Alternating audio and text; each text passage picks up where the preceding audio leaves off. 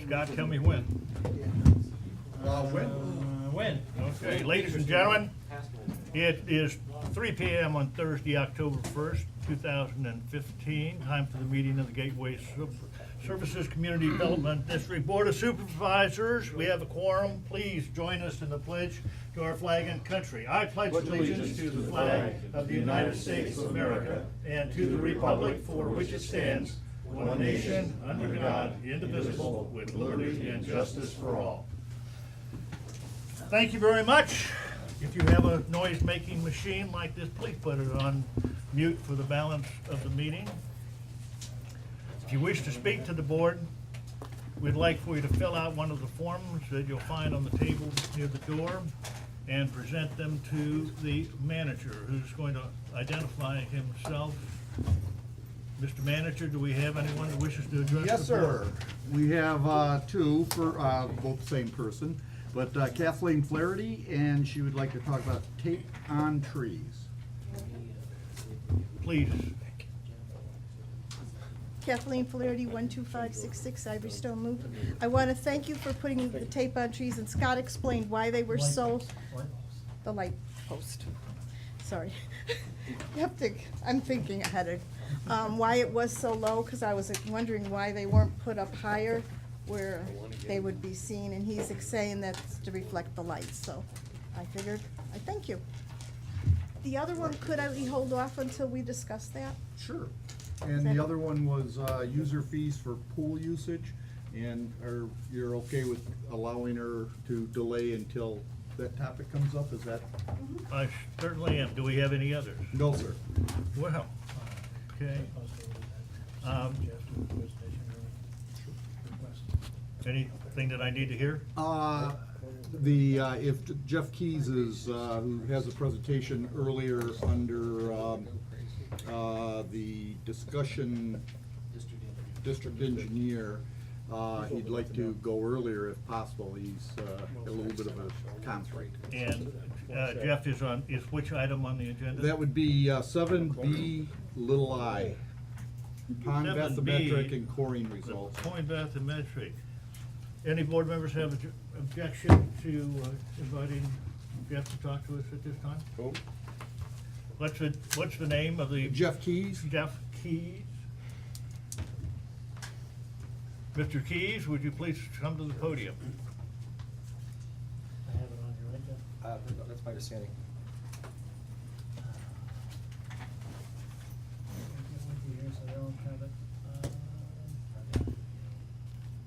I saw her loaded on. I'm just trying to discern which one it is. It's that one. Thank you. And there's probably a better way to do this slideshow. Yeah. From beginning. You're testing my skills, Jeff. Sorry. Oh, okay, I know you. Okay. My name's Jeff Key. I'm the owner of Community Environmental Services. We've been tasked with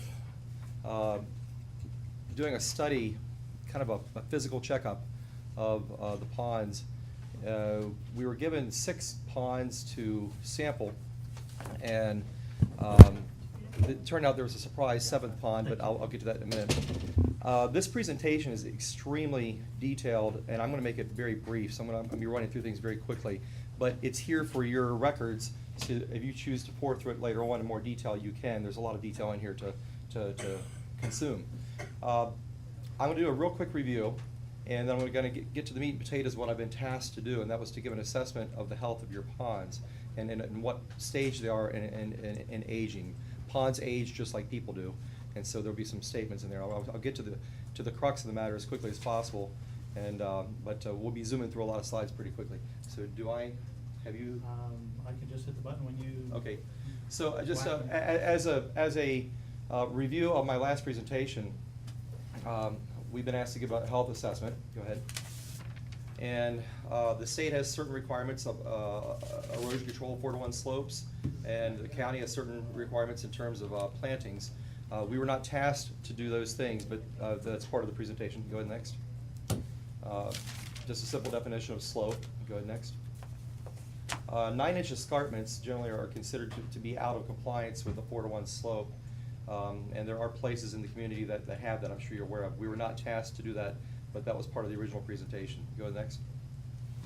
Different choices of plants for combating some of the erosion around the ponds. Next. And if you look at this one's important. And I know you're looking at your screen, but the picture on the left shows a shoreline that's a living shoreline with low-growing plants that are aquatic plants. They're not turf, they're not grass. And the picture on the right shows a pond that's been treated for all the plants during dry season.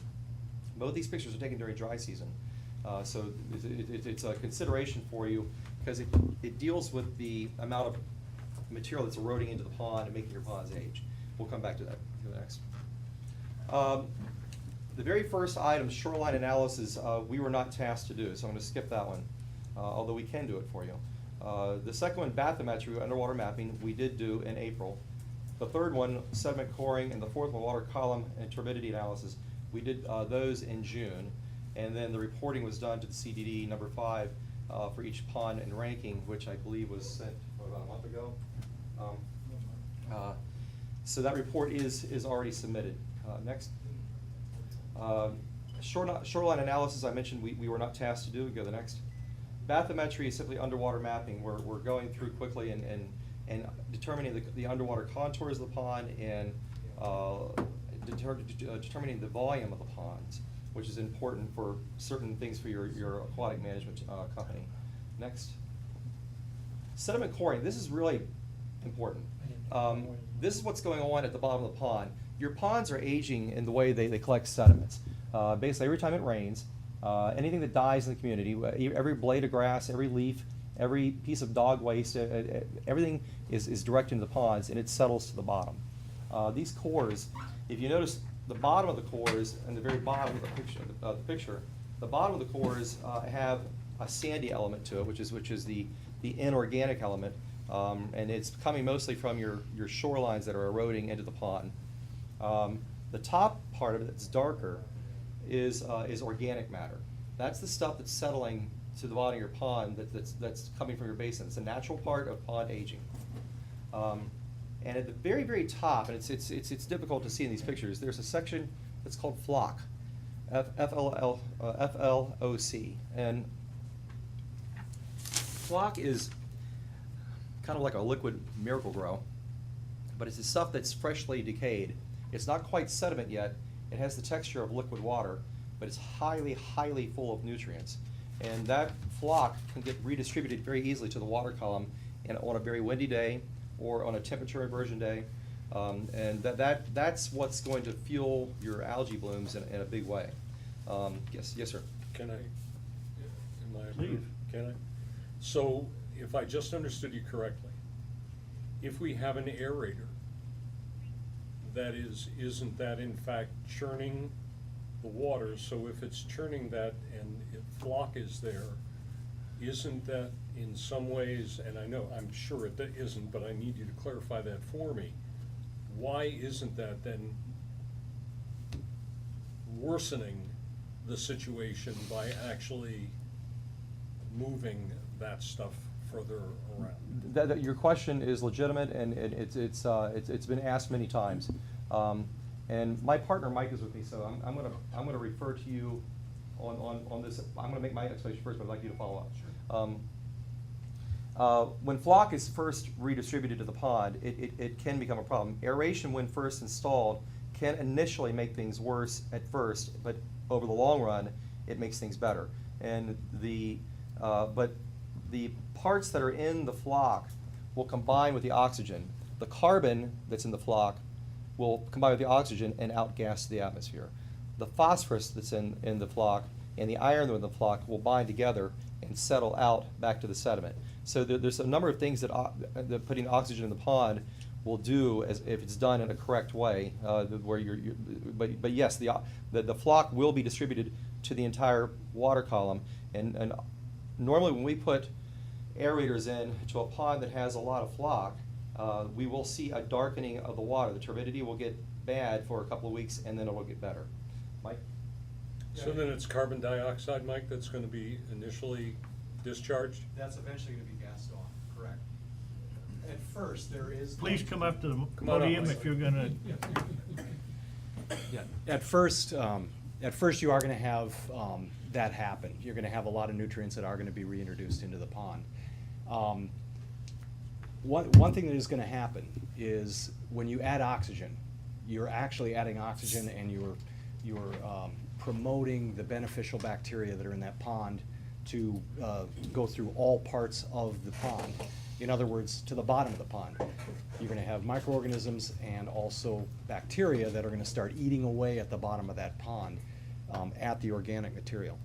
So initially, probably have a little bit of flush of algae, but then it's gonna settle down and you're gonna actually start losing that flock and you're gonna start losing that organic material. And there's also, like Jeff had mentioned, there is a chemical reaction that happens. Oxygen, iron, and phosphate, it's gonna bind. Right. So then, why isn't adding enzymes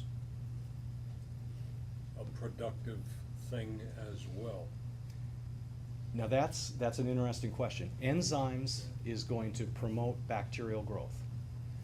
With oxygen, it's a great combination. Correct. Now, what I want to say, the jury is still out on that.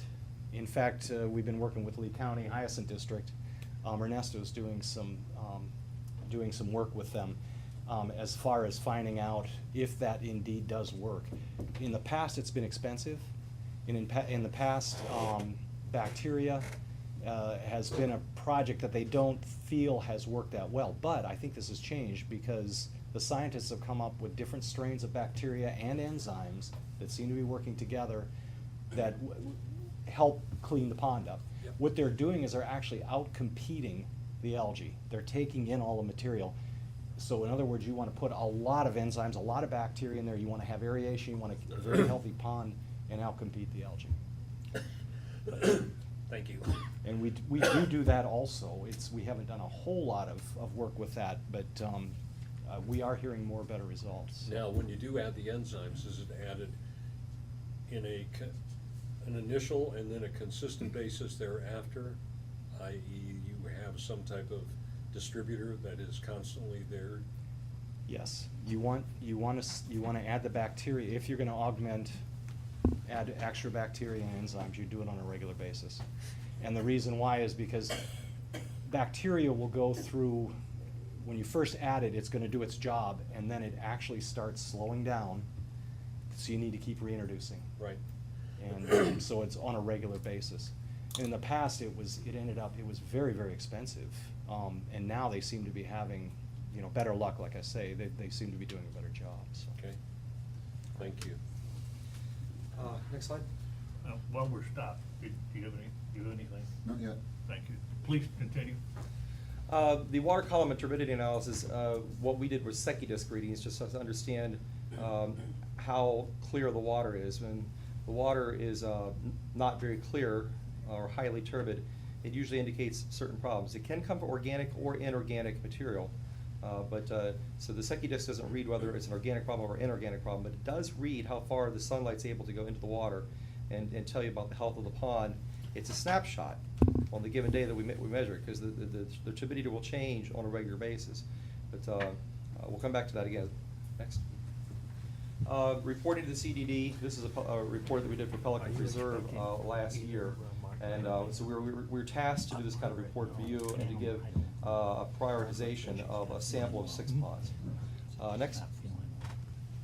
The 6 ponds selected are on this map. It's hard to read because it's a big neighborhood. But the 6 ponds are listed.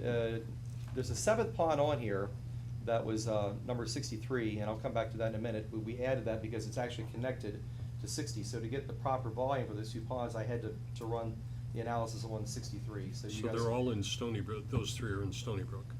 Yes. 60, 62, and 63 are in Stony Brook, correct. Okay.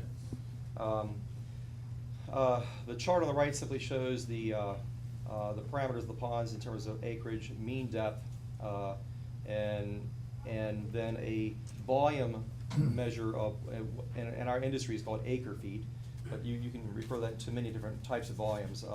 I did a conversion to gallons just to show you how many millions of gallons are in each of the ponds. Next. Where's 114? Cy- Hampton? Cypress Point, It is, huh? yeah, Judy Peaks community. Okay. This is the meat and potatoes of the report. This is what I was asked to do. And that was to prioritize which of these ponds had the biggest problems, which ones had the least amount of problems. So it starts at the best and goes to the worst. Pond number 60 in Stony Brook had the lowest sedimentation rates of all the ponds sampled. But there was one red flag in that its Secchi disc reading was very, very low, only 1.5 feet. And then the Secchi disc disappeared, so it was very, very turbid. That's not a good sign. Secchi disc, please, definition. Secchi disc, if you go back, It's a thank you, reflector. right there. The top slide is a Secchi disc, right there for the folks sitting out here. The white and black object which we drop into the water and we measure how far down we can see it. See. So it's a measure of how far the sunlight is going into the Thank water. you. Okay. So you- Can we so- stop at 121? I just wanted to catch where it's located. Pardon? 121. What, 121? I thought we were going to start. No, he said 121, I think. 121 is one of the ponds, It is and the worst. 121, I don't know the name of the neighborhood, it's off on the west side of the community. Yes, that's correct. Yeah, Calgary. Really? Can you go to the next slide? Yeah, I'm gonna get into very close I'm detail of sorry. all these ponds. Okay. This is the meat and potatoes slide, and I have this here and I have it at the end as well. Pond number 126 had the second lowest sedimentation. However, its Secchi disc reading was also a borderline red flag for us. Pond number 62 was interesting to me because it had mid to high sedimentation rates in flock, and organic and inorganic. Its Secchi disc reading was very low, but this pond is one of your newer ponds. And so that was of concern to me, although the other ponds listed below it are in worse shape. But the fact that this pond was constructed in 2003, has only been there for 12 years, and had high levels of sediments and a very low Secchi disc reading, made the pond a candidate for very aggressive aeration. I'm going to hit each of these ponds a little more specifically as we go, so I'm going to run through this quickly. Pond number 90 had a converse reaction in that there was high sedimentation rates, but it also tested highest in water clarity with the Secchi disc. Pond number 1. Time out, just 1 second. Yes, sir. I'm coming to the conclusion that water clarity is not the only criteria that measures the health of a pond. Is that correct? That's correct. The sedimentation rate is when you look at a pond across the top of the pond, Yeah. you're seeing a vast expanse of surface acreage, but it's only a small portion of the entire pond. It's like you walking to the doctor's office and asking, I don't feel good, what's wrong with me? Just look at me and my skin, and the doctor really can't tell without going in and testing your blood or urine or whatever they have to analyze in order to understand more about what's wrong with you. So On even the if surface, the wa- though, on the surface, you can see the turbidity of the water. You can see how far deep into the water you can. So that's an easy one to do. The sedimentation rate was the other criterion that we used in order to assess the aging process of the pond. We were seeing how much sediment's accumulating. And you can't tell that from standing on the shore. But you can walk around the edge of a pond, and if it's clear, it might mean it's in good health, or it might mean nothing. It might mean it's in poor health based on what's out in the deeper end. It's of the one of the pool. considerations, and the pond can go through cycles where it has high turbidity and low turbidity. It can depend on the weather. A temperature inversion can drive the turbidity down. A very windy day can drive the turbidity down. So it's a snapshot. So the clarity of the water is a good indicator, but it can't be the only indicator because it can change over a very short amount of time. Is it possible to get to the point where the ponds are clear and in good health and they don't stink and everybody's happy with them? The magic answer is yes, but I mean, you probably need to give them a little more TLC than they're being given right now. A little more what? TLC, tender loving care. It's a, Jeff, Yes, sir. I'm following you up to now, thanks. Two metrics that you're talking about are Secchi disc readings and sediment. Sediment. Okay, is that can you just go back to the previous slide, please? Yeah. Oh, sorry, sleeping. So, okay, it's not on there. So, what metrics are you using as a result of your work? How are we going to measure the health of the pond? We're looking at secondary readings, we're looking at sediment deposits. And what else are we looking at? Well, there probably should be some type of shoreline analysis done and slope analysis as to what's happening to the edges of the ponds in terms of erosion. My understanding. I'm just talking about water quality. If you take a sample of water, I know Ed's been doing a lot of the typical checks that is happening in Pelican Preserve, but I'm talking about your work and the results of your studies. What metrics, what output metrics are we looking at other than Secudis readings and sediment? We can take the sediment to a higher degree of analysis in which we take a sediment or two for pond and for chemical analysis and figure out exactly what's in the sediment. And that would have to do with measuring, if you decide to use any kind of phosphorus blocking agents, to determine exactly how much phosphorus blocking agent you would want to utilize. Where I'm going on this question, I want to try and get it on a business footing, and I know you're an enthusiast about our ponds, and I've been to a lot of these types. I've heard you speak before, and you speak very well. But on a business footing, I'm trying to get to the use of this data, which is the reason why we only gave you 6 ponds in the first place. So not because we questioned how good you are, but my question at the time was, what are we going to do with the data before we do the rest of the 60? And I'm trying to get a hang on. Okay, so what? So we've got this information. Now what are we going to do with it? Well, if you go back to the one we were on, the priorities are listed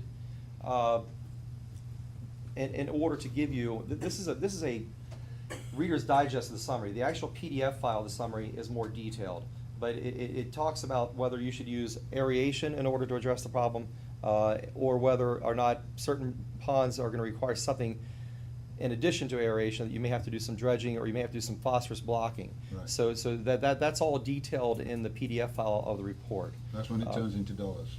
Yes. That's Yes. that's where I'm interested. Okay. Jeff, part of the question I think that you're getting at, Rod, that I was interested in also, so you got Secudis readings, you've got the corings, you've got the bathymetrics, chemical analysis, what else is needed to be able to give you the database, to be able to give a recommendation or write a prescription to fix that lake? Right. Thank you. On the ponds, number 114, number 121. Let me answer that question by finishing the slide, if that's okay. 114. Well, I have one more part to this. Go ahead. No, the relevance of this thing is, in an ideal world, we'd have an unlimited budget, but we don't. That's always the case. Yes. Having said that, we need to know a timetable. If you don't, within so-and-so, then you fill in the blanks, because that's your expertise. And what would be, how long is the validity of this study? In other words, in a year from now, will this study be something that expires, if you will, and we then have to go back in again? And then that becomes theory of diminishing returns. I mean, if we keep spending money on doing this, yet we do nothing to resolve the problem. The shelf life of a bathymetric study. This is addressed in the report. Could you just give us the summary version then? Yes, pond number 114, if you notice on this page, has a 20% fill-in rate. Pond number 121 has a 33% fill-in rate. Now, I know that Danny and Molly and Elle wanted me to add the disclaimer that our bathymetric mapping was done in April when the water was below control elevation. So if the water was at control elevation, those numbers would be slightly different, but not a lot. Pond 114, if you take a look at whenever that pond was built and put that number of years, right now you're 20% into the lifetime of that pond. Pond number 121 is 1/3 into the lifetime of that pond, and even that is a conservative number, because these things tend to accelerate as they go further in time. It's not an arithmetic progression, it's a geometric progression. Gotcha. So as the pond is filling in, it starts to fill in faster. There's portions of ponds 114 and 121, actually, there's portions of 114 and all of 121 that doesn't want to be a pond anymore, it wants to be a marsh. It is so shallow, and it's filling in at such a rate. And that's the use of this summary from best to worst, from Okay. top to bottom. Then in your, am I okay doing this? Please, yeah, please. In your thing, have you been, Danny? Yes, sir. I know you're hiding behind him, but I'm not gonna let you. Yes, sir. Has there been a direct communication between the two of you regarding this? Because ultimately. Absolutely, yes, we talk on a I'm regular basis. Just asking the question. So I guess then the question, my summary question to the two of you is, or the three of you, forgive me, is ponds 114 and 121, when do we start? Other than the word immediately, if not immediately, to get these two completed? Well, I'll kind of answer, because I don't know if Jeff really can to that, it's up to the board, and at the next meeting, if you know, at the last meeting, we said we would come back at the second meeting in October and have more of a thorough discussion over Ed's memo that he sent to the board, which answers a lot of this. Right now, all that Gateway is moving forward with is the actual lake bank restoration. This will be used for a lot of other stuff, aeration, water quality, very good information. But to answer your question, I think that we're gonna discuss it at the next meeting and request direction on how we proceed. Do the lake banks of these two lakes need restoration? I don't, 114 was not a lake bank issue. It's got water quality issues, but I don't believe Okay. either one of these are lake Well, bank issues. that was my question. Okay. Time out. Go ahead. I need help on that. Yeah, but 121 is on the list, but it's not one of the, What, Medium. 114 that you just mentioned, yes, sir. it says it has a 20% fill-in rate, okay? Now, I take that to mean that the slope has gone down and it's slowly becoming a marsh instead of a lake. Am I right or wrong on that? It can be a yes, but when you're simply looking at it from a bank standpoint, that bank is not in a condition of others. It could also mean that we've had a lot of organic material that's settled to the bottom, and this would be where Jeff comes more into play with that than I would. It doesn't necessarily mean that you are eroding, no. It may mean that below the water surface, you may have some action taking place, but it's not a danger of the bank eroding. I have something to add to that, if you, I'm Just- sorry. to No, interrupt you. not at all. 114, and this is what, I put the summary up front, just so you could get to the meat and potatoes, because I didn't want the presentation to run too long. There is a slide in here where I addressed that exact question on 114. 114, I happen to have memorized them in my head, had a very low amount of inorganic material compared to the other ponds. So it's showing to me that we're not suffering a lot of erosion on 114. The problem with 114 is organic material, and that's all presented in this presentation. So that particular pond, there's an organic problem, and it doesn't have to do as much with shoreline erosion.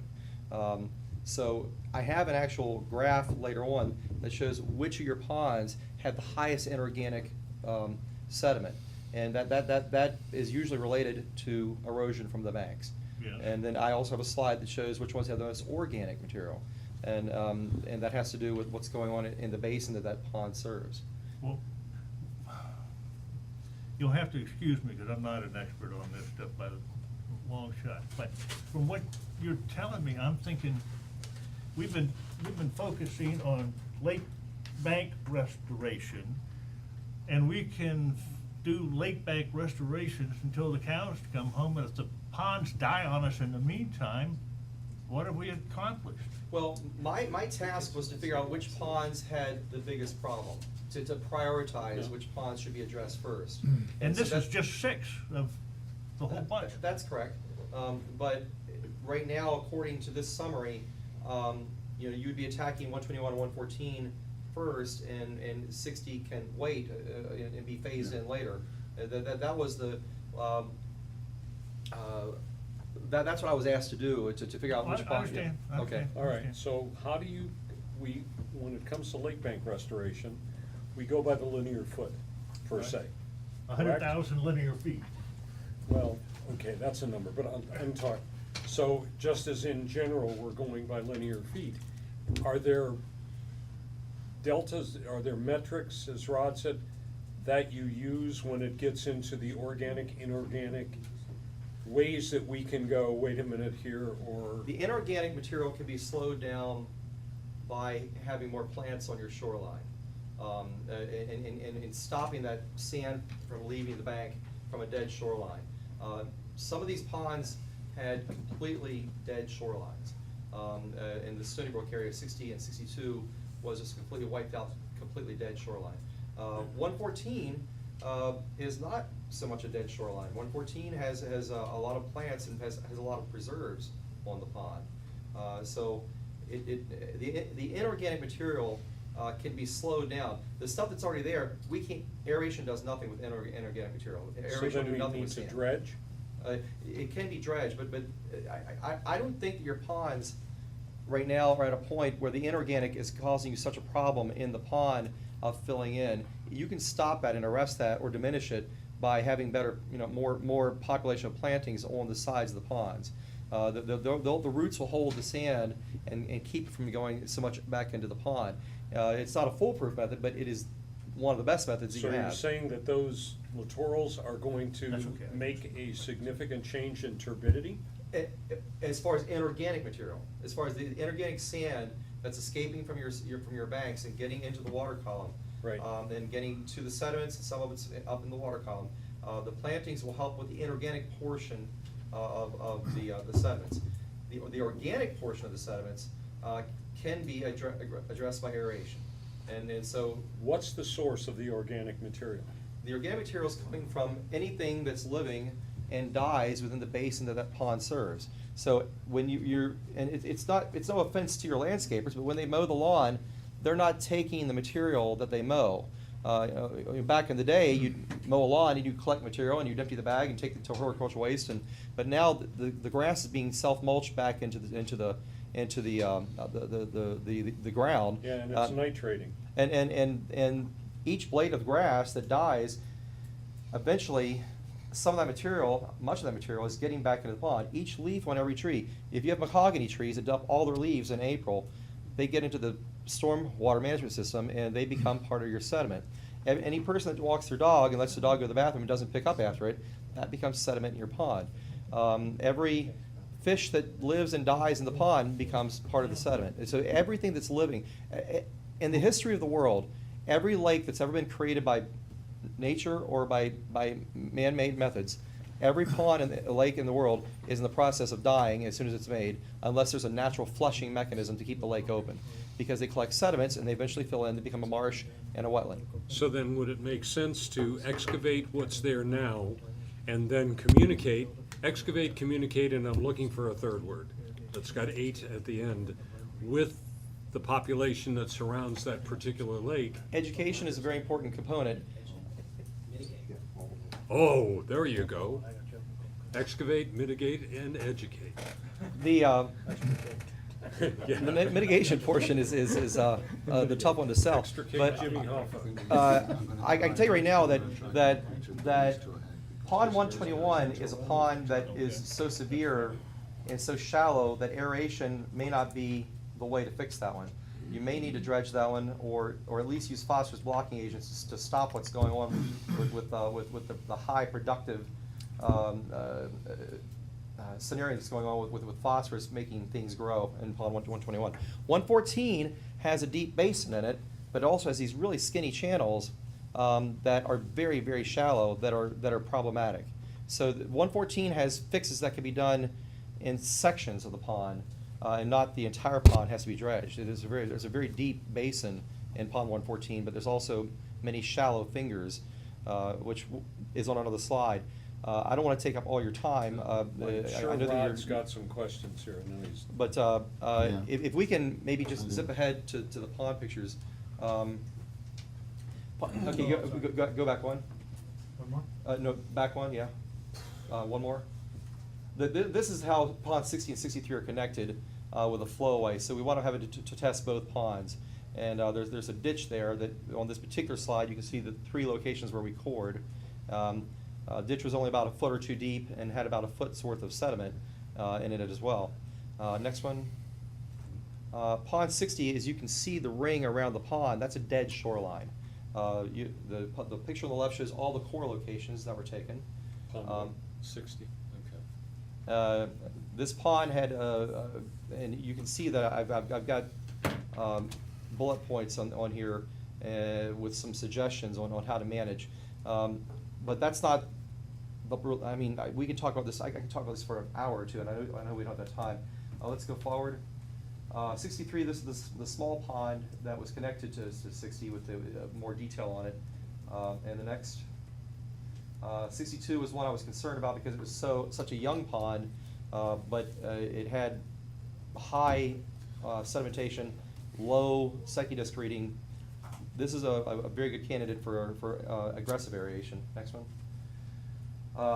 90 was one that had deep sediments, but actually had good water clarity. And it should be monitored probably for water clarity to see if there's anything that turns up in that pond. The high sediments indicate to me that at some point there may be some problems in this pond. Next. This is the one that I needed to show you. This is very hard to see, so the next 2 slides, which don't go to you, the next 2 slides show you better close-ups of both the aerial and the bathymetry. But you can see on this pond, if you can see on your computer screens, and I'll show the folks out here, this area here, all the way to the left, which has, I think, labels 3A, 3B, that area is maybe 1 or 2 feet deep. With fairly deep sediments, and you can walk from the street out to that island, that preserve island, and only be at about water maybe less than your knees. That is very, very shallow.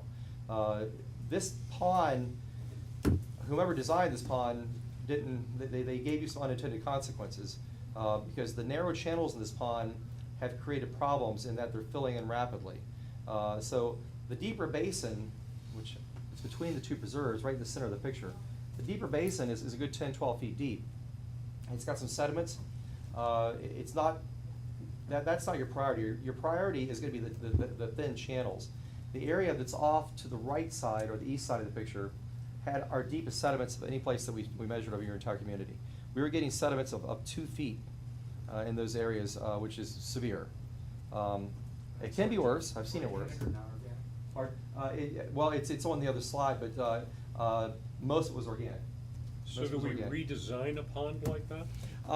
In this situation, you'd have to go through permitting because you'd want it cutting into the preserve in order to make the channel wider.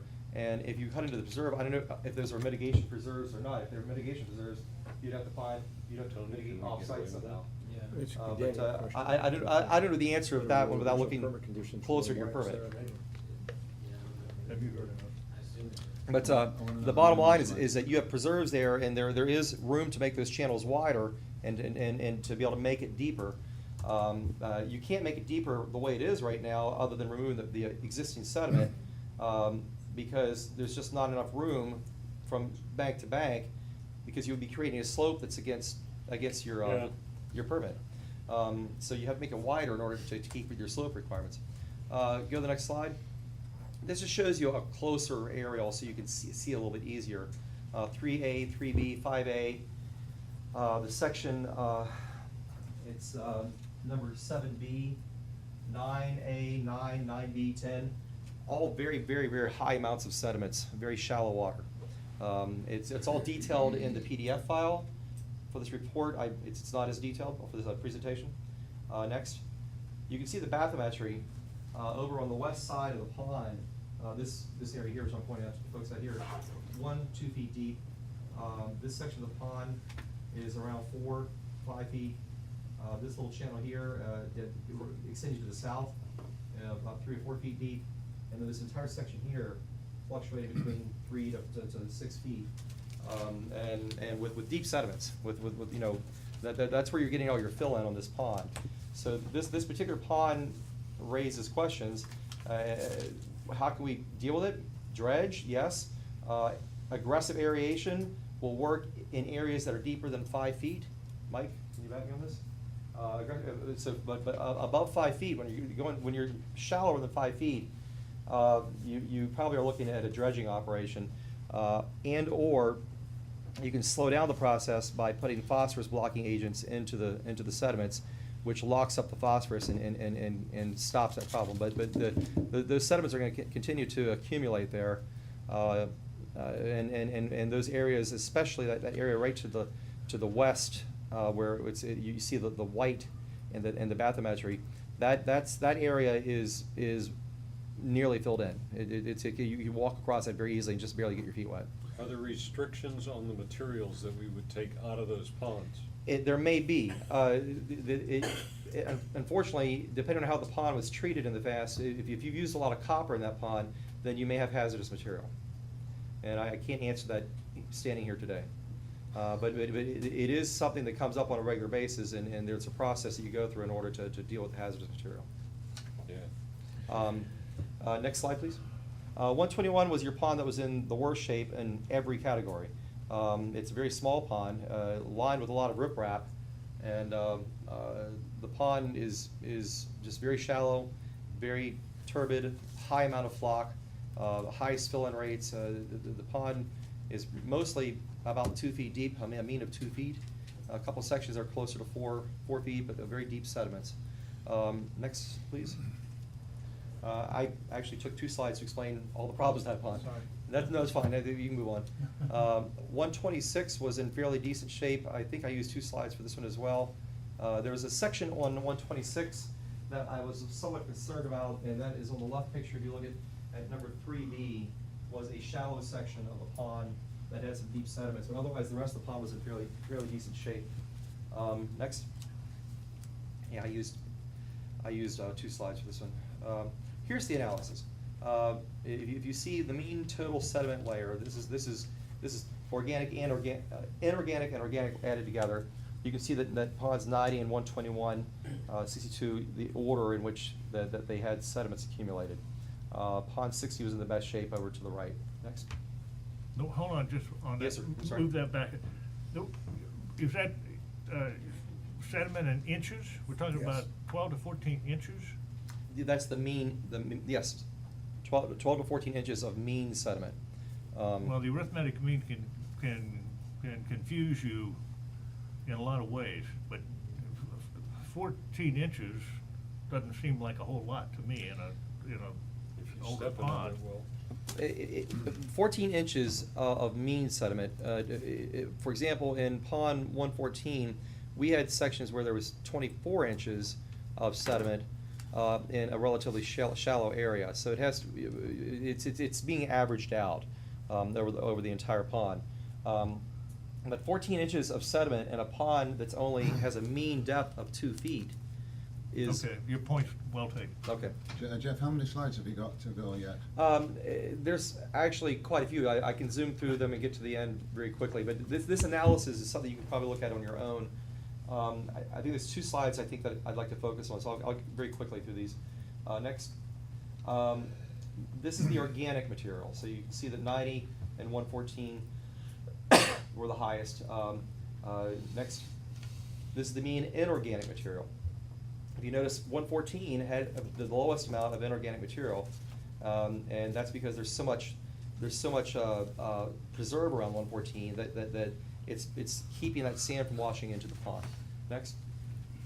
Here's your flocculent layer, which is I explained when we first started. And number 63, the little tiny pond that's connected to pond number 60, had the highest amount of flock.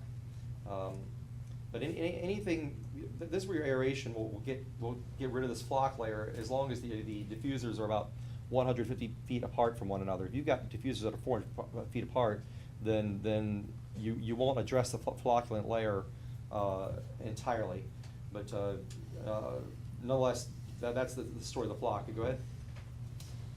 Maximum depth is only included because it comes into consideration for aeration. Aeration works best in deeper water.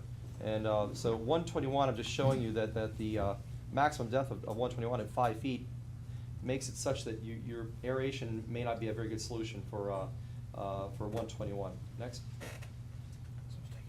The Secchi disc levels, I wanted to point to you the red layer below is you're in an extremely dangerous situation of having such low oxygen levels that it becomes toxic for the fish that live there, and you'll get fish kills. And you can see that 4 of the ponds that we sampled, 5 of the ponds that we sampled are actually in the caution area for Secchi disc readings. Your ponds number 90 and 114 were in the best shape as far as Secchi disc. Next. This is your fill-in rate. This took the amount of water and amount of sediment and figured out how much the sediment was a portion of the entire depth. If you were to actually, and so you see that a bunch of your ponds are up around 20%, and pond 121 in particular is at 34% on this chart. Next.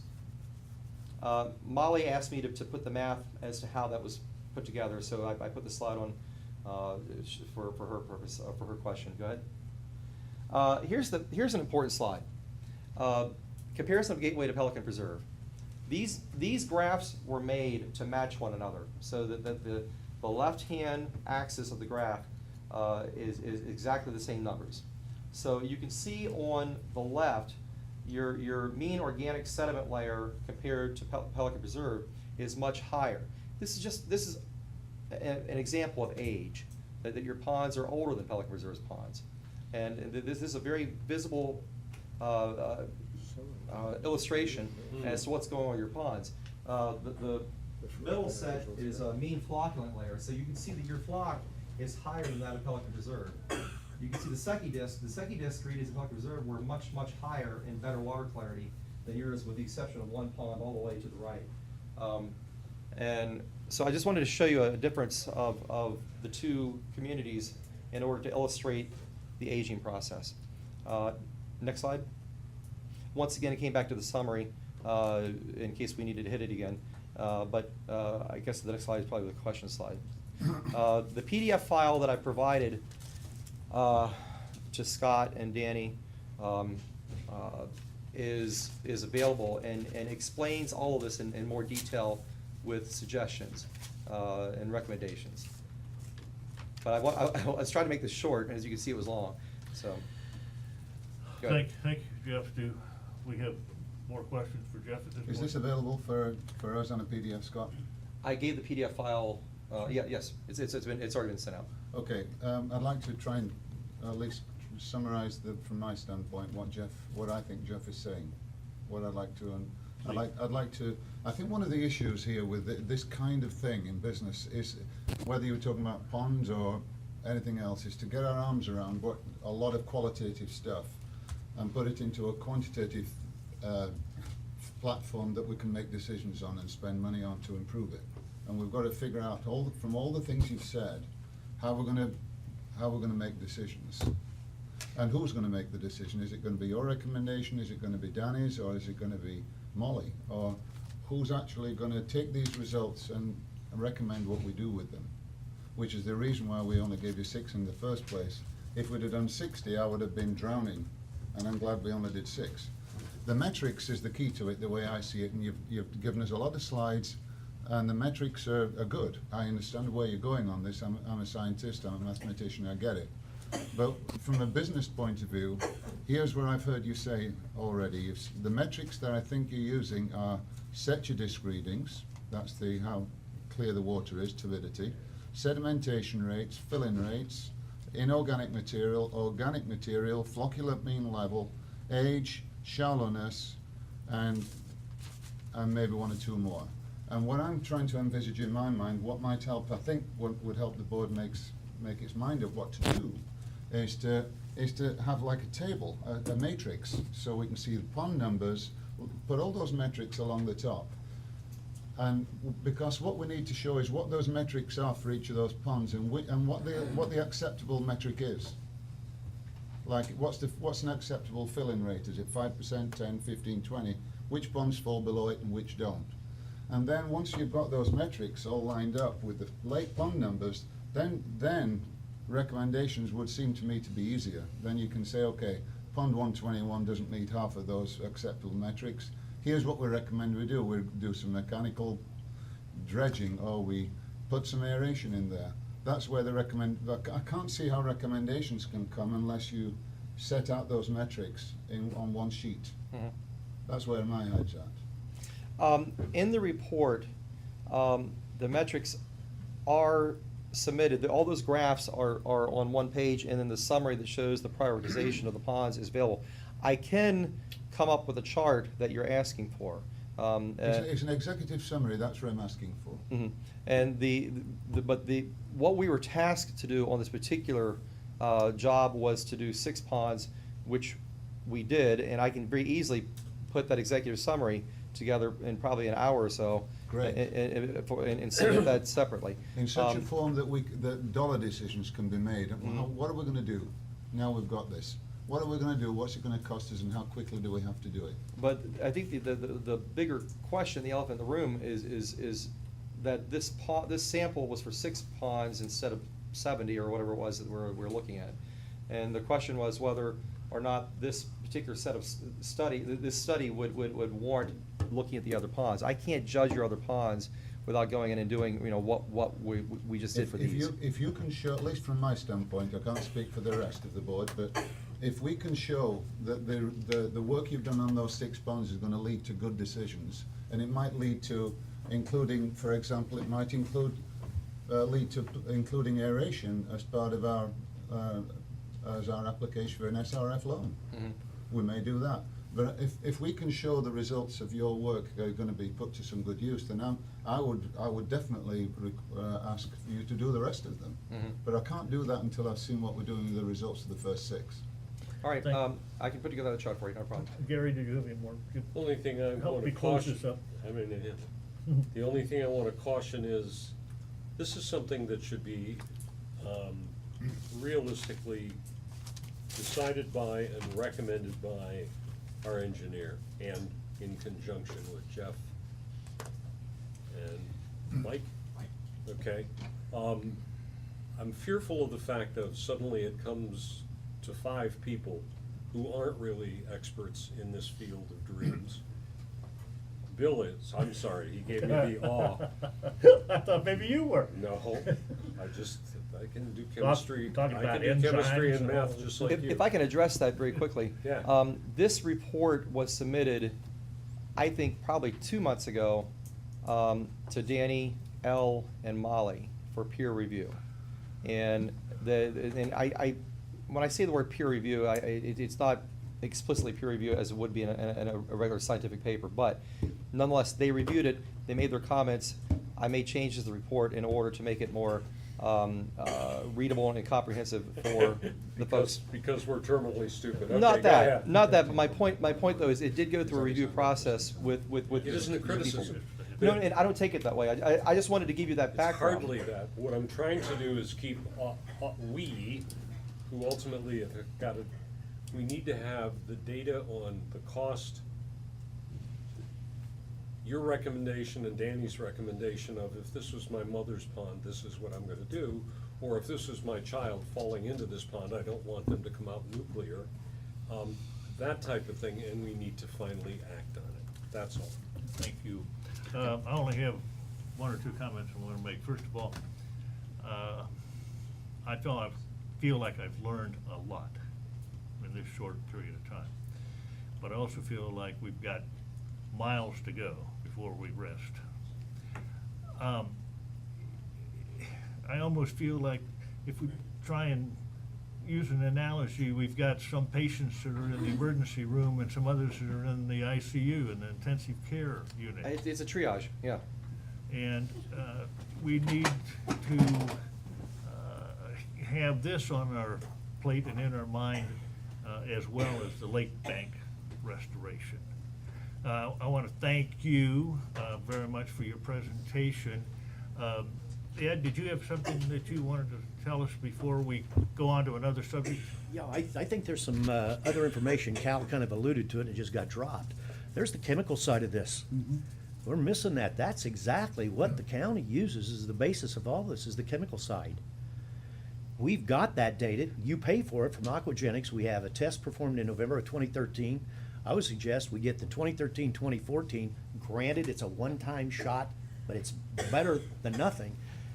And when Jeff is doing his analysis, let him look at those six same ponds. Say that's twice. those 6 same ponds from the chemical analysis, look at the phosphorus, look at the nitrogen, look at that trophic index, which is what the county goes by, as whether it's a good health pond, a fair health pond, or a bad health pond. Okay. Throw that into the blend. I don't even know if you've ever even seen that, have you? I've seen it in many ponds around the area, and I'm very familiar with how they do it. I do have one caution about it, but I've not seen it for these 6 ponds. Okay, It'd and we be need- nice to give that, because then he could blend that in, and then if you start seeing that the indexes on those ponds are all poor, So we can add now those. you can start. So we can add those results to these metrics that we're talking about. And that's why we're doing the sampling. We're doing the sampling to try to determine Thank you. where in our basins it's at, and then we're going upstream when we find out it's bad, which will get to exactly what he's talking about. The other thing, I don't know that anybody noticed on that, did you notice every place where it was that light white color, which means it's very shallow? Look what's there. All of our outlets. So the stuff is flowing to and filling up at our discharge points. On 114, the reason you can walk across it, that's the 72-inch pipe that feeds all the rest of Gateway. You go to 119 or 121, down there in the corner, that's the 36-inch pipe that goes over. So it stands to reason this material is just gravitating and filling up right at the point where we go into the next pond. Thank you very much, Ed. We've got to get going on other things, so. Thank you. and- I just want to say, Jeff, I think you've done a great job. Yeah. And as soon as we can get this summarized, I'd support going further with your. And I with appreciate you more moving me ponds. up in the agenda. I've got kids to pick up, so I apologize. Thank you very much. Thank you. Please consider that we're very appreciative. Are you trying to get my attention, sir? I've been a little, I just wanted to, and exactly what Jeff has been saying, that there's 2 components of this. It's not just the erosion, but it's the health. And so it's all one big picture. It's not 2 separate pictures that has to be looked at and a program developed to address all of the problems. And I think a lot of the things he said just supports what staff's been telling you for a while. Littorals, the sediment, taking care of the organic material that's decaying in your lakes and creating the sediment that's taking life away. And it can help us with our application for grants as well. To any degree that you can get that horticultural waste out of the ponds, people picking up leaves or going to horticultural waste and sediment into your pond system is going to help diminish your organic sedimentation. Before we leave this subject, I want to inform the board and audience, we had some conversation at the last meeting about the number of ponds. And so I've had them all listed. I have them here, and if you want the bottom line, there are 59 ponds, 10 in Hampton Park that have not been accepted by Gateway, and 4 flowways. That totals 73. If anybody, including the board, wants to see this list, I'd be happy to have it made for you. Thank you. I'd like that sometime. Okay? Thank you very much. Thank you. All right, Mr. Manager, I believe we're gonna go back to item 3A unless anyone has objection. And I'd like to have Supervisor Senior help us get started with this. Thank you, Mr. Chairman. This item is entitled Gateway Pool User Fees. My goal today is not to have the board take any specific action on this, but to prompt some discussion. And if there's sufficient support on the board, to ask staff to further evaluate this idea, validate some of the numbers that I've managed to assemble. Some of them are not deadly accurate, but sufficient at least for discussion. Ask the staff to consider the logistics of doing this, the technologies and access control requirements, and finally to ask the staff to recommend options to the board at a future date. That's the goal of this presentation. It is not to make a decision today, but to ask the board to further look into it. There's 8 slides, and I'll, on the first slide, You need help. I've got paper slides. Move it. Yep. I've got these, so as long as they're in sync with those. These are the rough numbers for the Gateway Commons pool. 25,000 visits per year is what we're experiencing at the moment, which is around 70 people per day. These are not in unique visitors, these are repeat visits by people, so it's 25,000 in total. The pool, by and large, is supposed to be restricted to Gateway residents, but legally, it is a public facility and we can't deny people who don't live in Gateway access to our pool. We have a fairly old access control system, ADT, that was installed in 2010. The number of cards that are out there is not easy to identify, and Scott's done the best he can with his staff. We've got about just under 3,000 cards out there. Some of the newer plastic cards and some of the really old simplex cards are still out there. We have no records of who has those cards, which is very concerning. No cardholder addresses. At least not a digital record, and I don't know even if we have a manual record, but we can talk about that. Propane heated, 360 days a year the pool is open, with Christmas Day and Thanksgiving and a couple of other days. It's open all the time pretty well. We have some surveillance cameras there that are somewhat aged in technology. We do have an old tape which generates a 30-day archive. That's a summary of the facility. Lee County and City of Fort Myers have public pools and they charge user fees. This is Lee County's fees. They charge $75 for an annual pass, $100 for an annual family pass, where man and wife and up to 5 dependents can come in under one card. They also take cash at the gate. I've been to the Lehigh pool and watched the operation. They take cash. They have a girl or a guy at the turnstile, and they have a lifeguard as well. And they take cash. And I'm certainly not recommending we take cash for obvious reasons. They charge $3 a day. Just compared with that slide, City of Fort Myers charge $65 for a single and $95 for a family. So it's pretty well tracking Lee County's user fees. They also have a 2-week visitor pass for guests at the City of Fort Myers. The next slide is what I thought would be a good starting point for discussion to show what we might generate if we introduced a reasonable user fee in line with Lee County. No more expensive than Lee County, $75 a year. The number of users I've taken here, and it's not an easy number to estimate, but I've taken 600 users, meaning 10% of the 6,000 ER using Greater Gateway. Remembering Pelican Preserve is not included in these numbers because they do not pay for the pool. And therefore I'm looking at non-Pelican Preserve ERUs of 6,000, and I'm assuming 10% of the community would apply for some kind of an annual pass. If it's a lot less than that, then it comes down to a point where you say, well, okay, you know, what is an acceptable percentage of our community that wants to use this pool? So I've taken 10% as a starting point, generates $45,000, 200 family passes, and 500 monthly passes. And let's assume we did a monthly pass. And these are just assumptions, and if we go forward, Scott and his people can look at all various options for monthly or 2 weekly or whatever. I've proposed a non-resident fee at the bottom on the basis that we have to allow non-residents to use our pool, and I happen to know there are quite a lot of people who use that pool at the moment who don't live in Gateway. We can't deny them access, but I've suggested we quadruple the fees, and I've recommended $300 there for an annual single and $400 for an annual family and $40 a month for a monthly pass, which is 4 times a resident, what a resident would pay. Thank you. Next slide, please. This is the most important slide. I can just spend a minute on that. I've looked at the 4 Lee County public pools.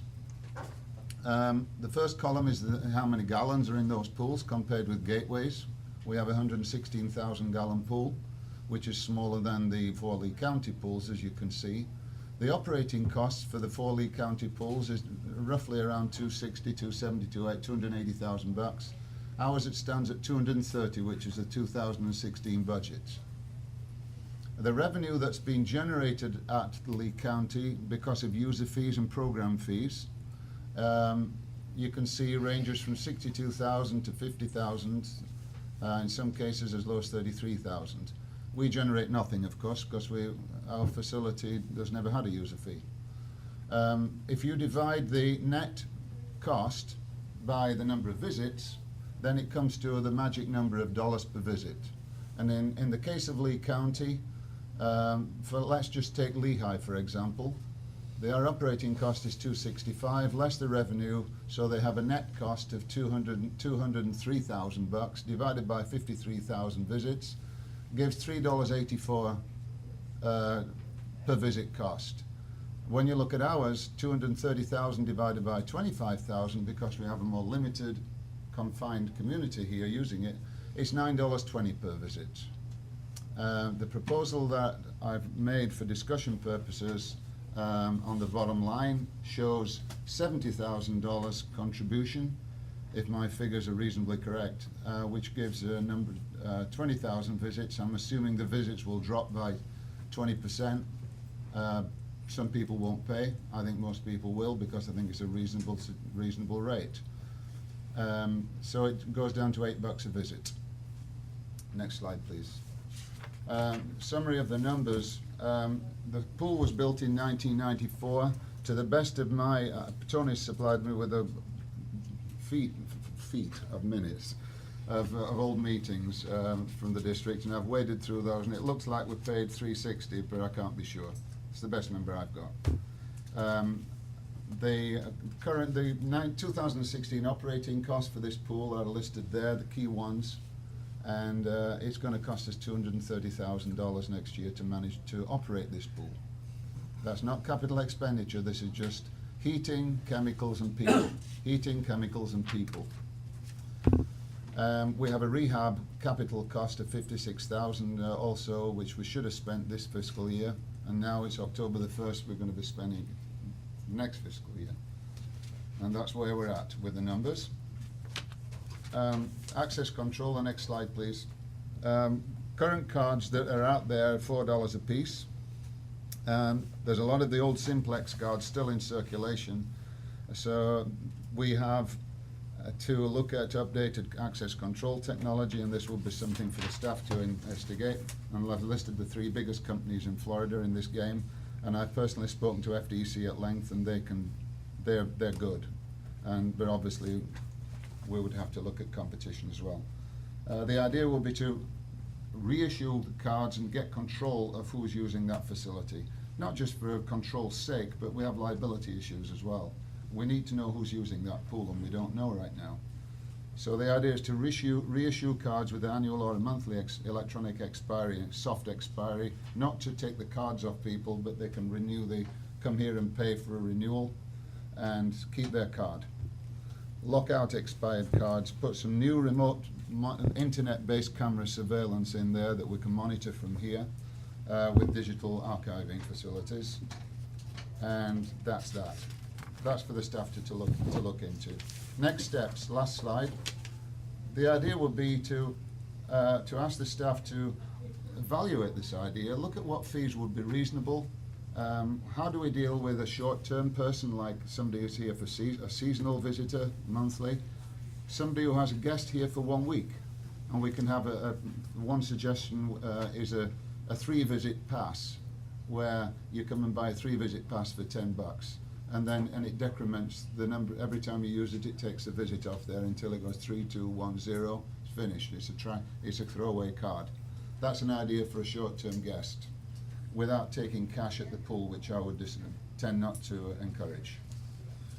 Have the staff check out access control technology, make a better estimate perhaps than I've done of what number of users will go for this, would like to buy an annual or a monthly pass.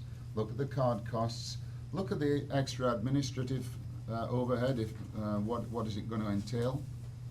Somebody here's got to take the money and deal with this as a business, and we have to look at that, and then make recommendations to the board on what options the staff would recommend. That's the main point. One thing I would say before I just throw it open is that the pool itself has been paid for, obviously, by all of us in our assessments. And any capital expenditures on that pool in the past and in the future, like disabled facilities, or we're currently investigating spending $40,000 roughly on solar, putting solar panels to get rid of this expensive propane, or at least reduce it. And that 40,000 would be a capital expenditure that we all pay for. So that's the capital fixed asset part of it. The purpose of the user fee is to contribute a reasonable contribution towards the operating costs, which are different from the asset costs. It's different. And therefore, my idea here is to say, look, it's costing us $230,000 next year. It was $195,000 in 2015. It's going up. It's a sizable figure. And I think it's reasonable to expect those who use the pool to contribute a little bit towards the cost of putting chemicals and heating and attendance there. That's the purpose of the user fee. Thank you very much, Rod. You've done a lot of work on this, and I do appreciate new ideas being brought to the board, but as you said earlier, this is just a possible first step. I'd like to give Gary a chance to give us his initial reactions.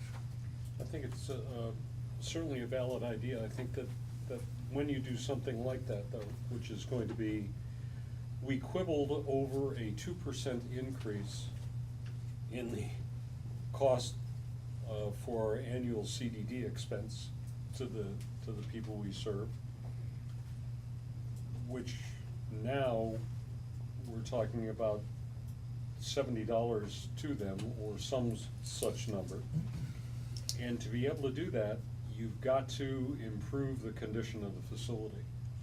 Additionally, that gate that is there, where the card is read, is hardly anything of any kind of control as far as the numbers of people that walk through.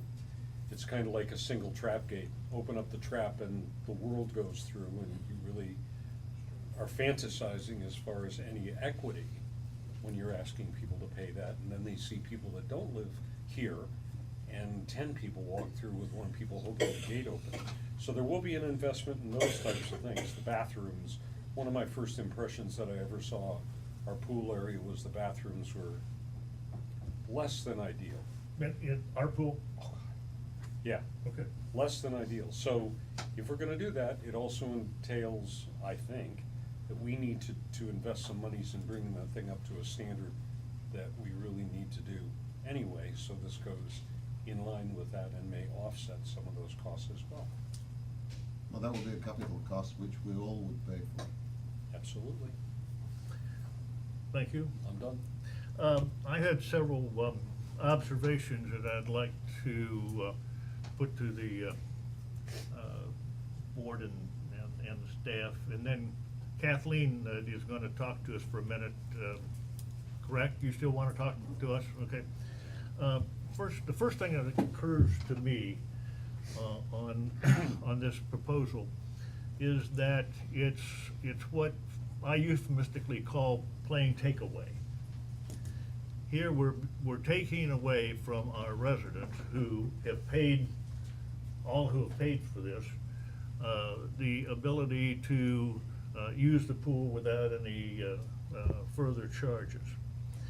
And before we do that, I think we owe it to ourselves to know the number of folks that use this pool in what I'm going to euphemistically call the winter months of November through April.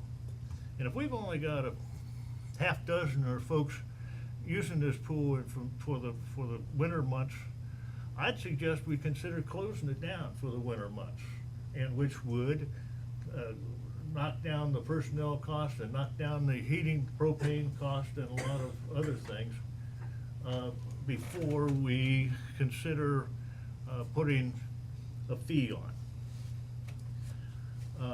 But in order to get anywhere with that, we've got to know how many folks are using it every day in the winter months. Having said that, unless Scott has got a chart that's gonna tell us right now about folks that are using it in the winter months, I'd like to have Kathleen come to the podium and tell us what her views are. Yeah, I need time to analyze our data. Say again? To present it to you for the seasonal use, I think we need to crunch some more numbers. Okay, Kathleen, please. Kathleen Flaherty, 12566 Ivory Stone Loop. I'm gonna tell you, I do not use the pool, okay? But I think the fee is a little high. And also, according to you, Lee County pool users fee included lifeguard. There is no lifeguard at Gateway Services Pool, so you don't have that. And some people have talked to me concerning that fee. We pay our taxes, and actually, this isn't, I don't think, a really good time, because our taxes are going up. So, in asking people who do use the pool, especially those with children, there are some areas in the Gateway that do not have their own pool, and so they have to use the pool, and that's just an added expense on to them. So to summarize your feeling, you're not in favor of at least a fee of this size? This size, I think this fee is too high, because first of all, he was comparing it to Lee County Pool, and they have a lifeguard. Okay. And Gateway Services does not have a lifeguard. Thank you, Kathleen. I'd like to comment on that. Tony, the way I see it, and I know that some people are using our pool who don't live in Gateway. I think, and I'm gonna ask you for your legal opinion, but we have a liability if we don't have a lifeguard. You have a liability with a lifeguard and liability without a lifeguard. You have a facility that you're operating, so you always have that exposure. It seems to me that we have to have a lifeguard if we're gonna be open to the public. I guess the question is, what are the industry standards from the standpoint of a facility of that size, whether a lifeguard is required or not? And I don't know the answer off the I don't top know of the my head. answer to that, but I know years ago, when I ran a public beach, it was called an attractive nuisance. And we had to have certified lifeguards and water safety instructors on duty at all times. How frequently are our staff at the pool trained in CPR? Every one of them? Every year. Every one was of them? trained. Everyone is certified? Yes. So we have all that documentation, right? Yes or no? Yes. Okay. No, that's ahead. very good to know, and I'm glad you brought it up. But there's a difference between, That was my first question. please, The second thing is, are there any of our staff that are at the pool that are in fact a certified lifeguard? I didn't hear the question, I'm sorry. Is there a certified lifeguard at the pool, any of the staff? No, None of them are. no, Is there a reason why? I can't answer that. Who could? In other words, I guess what I'm really asking is, who makes the decision?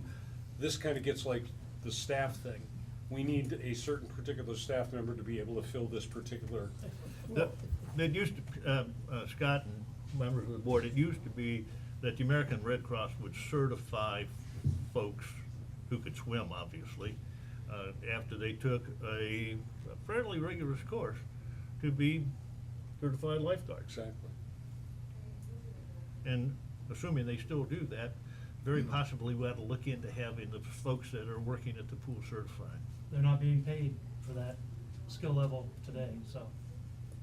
I understand the question, I just wanna let you know there's other ramifications. And Well, I don't know why, I'm just continuing the program that was here. Well, I Yeah, right. understand, Yeah. and I appreciate what you just said, but how do you quote unquote know that they're not being paid for that level? What That's is for it them to that do. that I'd makes like- you? I beg your pardon, that's an assumption on my part.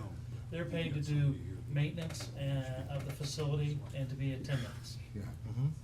And God forbid, any person lost consciousness in the pool, what? They could be in the back in the pump room cleaning a filter. They could be cleaning bathrooms. And They there, could be moving deck chairs. so you're telling us that there is no one that's watching the pool all the time? That's correct. Well, I think that's Well- one of the more important things we learned. There's funding at their own risk. I think there's a number of things coming out of this, and I don't want this to take as long as the bathymetric presentation. But, you know, it's costing the residents $230,000 a year, and most of them don't use the pool. And you And- said that 85,000 of that's for personnel. Yeah, that was the number I went, Yeah. What? How are we paying $85,000 for personnel? We have, Well, But we we- I mean, don't no, no, have, no, we just- don't have. I wanted to just finish real what I quick, was we're saying. only closed approximately 5 days a year. And during summer hours, we're open longer from, 7 AM to dusk. Okay, thanks, Scott. What I want to try and bring this to a head, because we're not going to make a decision today. That's not the objective. Right, exactly. What I'm hearing is that, and there are several aspects to this. Number one is the pool. In my observation, I've been to the pool with you, and I've been with Ivan. We've looked at the solar. I've watched the operation. I think the pool is pretty well operated, and frankly, it should be for $230,000 a year. Should be a good operation for that kind of money. I'm not certain of the washrooms. I haven't been in, so I take your point, Gary. But assuming the operation is a good operation, as it should be for that kind of money, it then begs, what's lacking is control of the users. And Gary's right. We're talking about access control technology is outdated. Opening the gate and 6 people come in, all that kind of thing needs to be checked out. So getting a grip on the number of users and reissuing cards is one thing, and charging a user fee is another. And they could be separate items. And closing the pool down for certain months of the year is another idea, whether it's in the summer or whether it's in the winter. My thoughts are, why don't we ask the staff to look at those, and it doesn't have to be done in 2 weeks. We could take it over some time.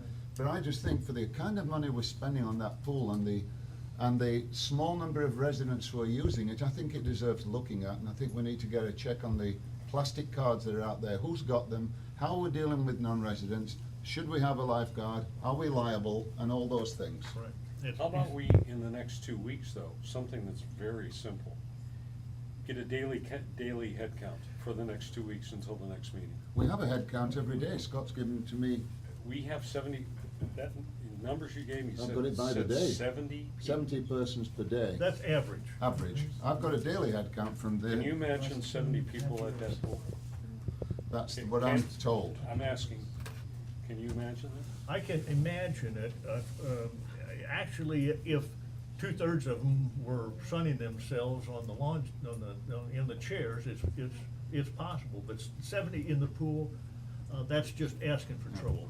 And if you're averaging it, that means that some days there's more than 70 people. Well, there's a lot of, there's 3 aerobics classes a week there. Okay, we don't charge program fees for these classes, which is something that the county and the city does. And that Who adds to teaches it? a lady who lives in Pelican Preserve. And there are 3 aerobics classes a week, so that adds to those numbers. So, but Kathleen, I do want to say this, and I understand what you said about you think it's a high proposal, $75.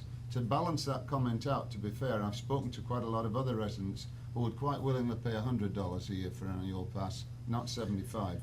So, you know, there are various opinions. They say it's a steal for $100. They haven't got a pool. I know what it costs to maintain my pool at home, and $75 a year is nothing. Now, the aerobics class is free. No, they're charged for. That's what I was hoping you were gonna say. And it So comes- somebody's making a profit. That's right. Well, That's- That's what program fees are all about, Gary. Yeah. That's what program fees are about, and we're gonna come on to that with the soccer fields. Scott, Cal, have you heard enough?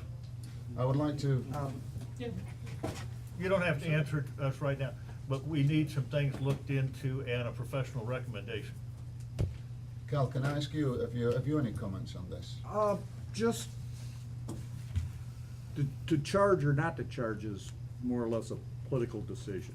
And I think a lot of things we're hearing is that it's gonna be unpopular, it's this and that.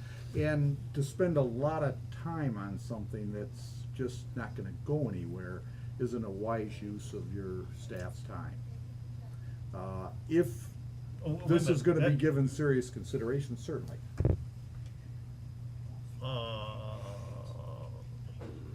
Do you have reason to believe that there's not serious consideration gonna be given it? That's a question for you guys. If you're seriously considering this, then yes. You've seriously made a proposal, Gary. Yeah, I know where Rod's at. Well, Cal, it was only last week that you and me and Scott sat Right. down here and you started the meeting by saying you thought the user fee was a good Sure, idea. I do. So do you still think it's a good idea? I think it's a good idea if the board's in support of it, certainly. I think that I'm always, Sorry? Okay, Let's start at 10. let's go on to the next. So what are we concluding? Well, is this one of these things that that dies on the No, vine? it's or- not. I don't want it to think it's die. we'll look into it.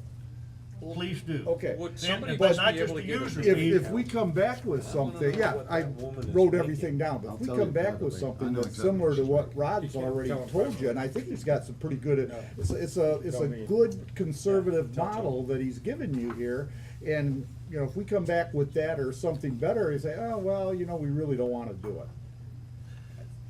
Well, that's not impossible, especially since we Sure. are missing 2 board members tonight. But Right. what also is possible is that if we decide to just close the pool for the 6 winter months, the Mhm. costs of the pool go down dramatically. The 6 summer months or the 6 The winter 6 months? winter months. Which is the highest use, Scott?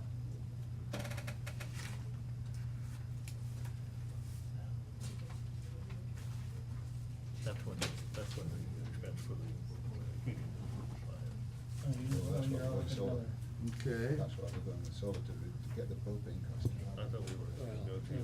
Looks like it's. No way. If you average March, this April, to 70 May. people a day, that means you're gonna have 300 people a day in the season. This is. January, these numbers are February, fictitious. We don't know, we have November, no and control December over are it. the We don't know what lowest. we're doing, and we Yeah. have, that's why I I'm want to. sorry. November, December, January, and February are the lowest. 2 weeks. And then everything else is pretty high. Can you, I was talking, excuse me, can you say that again, please? November, December, January, and February are the lowest. Okay. And then the other months are all pretty high. Can I make a suggestion, Mr. Chairman, that at least we start with these 8 slides and ask the staff to comment on these, maybe start to make some comments on what they think is good and not so good with these recommendations. Sure. In terms of in terms of how they can improve the controls and whether we can introduce a user fee. Sure. And how we're gonna control non-residents, how we're gonna do the access control at the gates. And let's Okay. get an accurate daily If- count. Didn't we Cal, just you hire good with a that? person who's didn't we hire, Recreation manager, didn't we? we did. So then, wouldn't this be a beautiful task for the new recreation? That's what I figure we were gonna, Let's ask Scott that's that what he's gonna question. do. The recreations manager is gonna get the job on this, I presume. It'll be shared with those who have the experience and the knowledge. Thank you very much. Yep. Lady, Mr. Chairman, along the question that was raised, and you raised the issue, I guess part of that task also is appropriate to staff to analyze. Again, the whole issue is, once you have a governmental facility, you have to operate in a safe manner. So I guess the question becomes, a pool of that size and that nature, is it operating in a safe manner if you don't have an on-guard lifeguard all the time, or certified lifeguard? If that's, I think, an analysis we can perform with our insurance company also, get their input on that. Exactly. thank you. Yeah? Yes, sir. Good point. Good point. Very good. Excellent.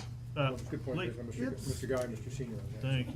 Mr. Gentleman, I'm sorry. And I'm not sure, I think the insurance company is always gonna tell you, yes, you've got a exposure, you've got a liability, and you should do it. They err on the side of caution.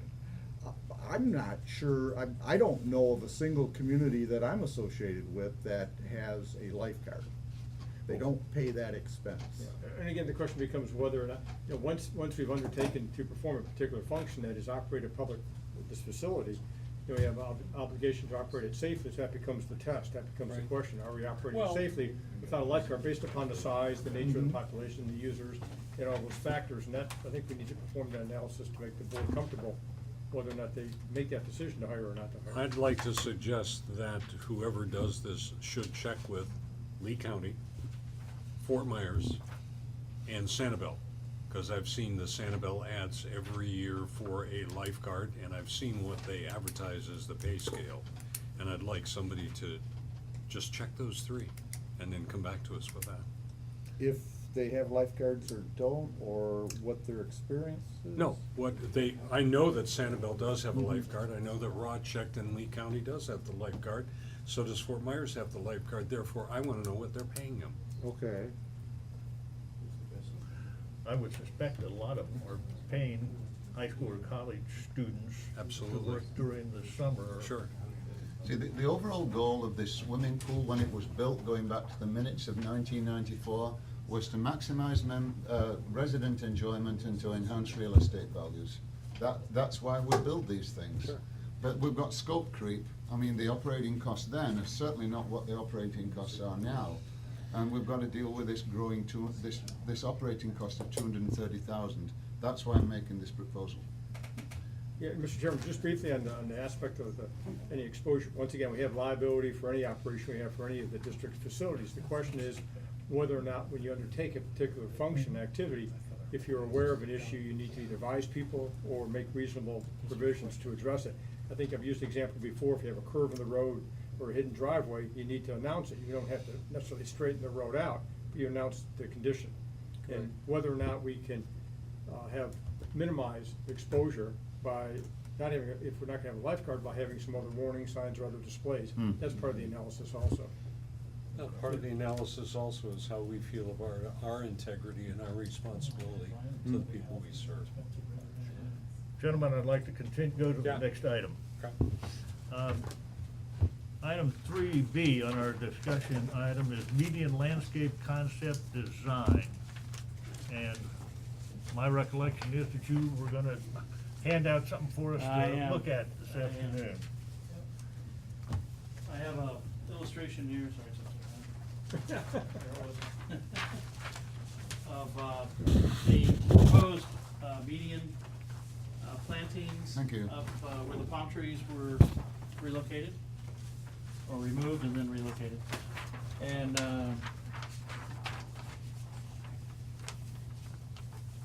in your book, there's a couple more here if anybody wants one.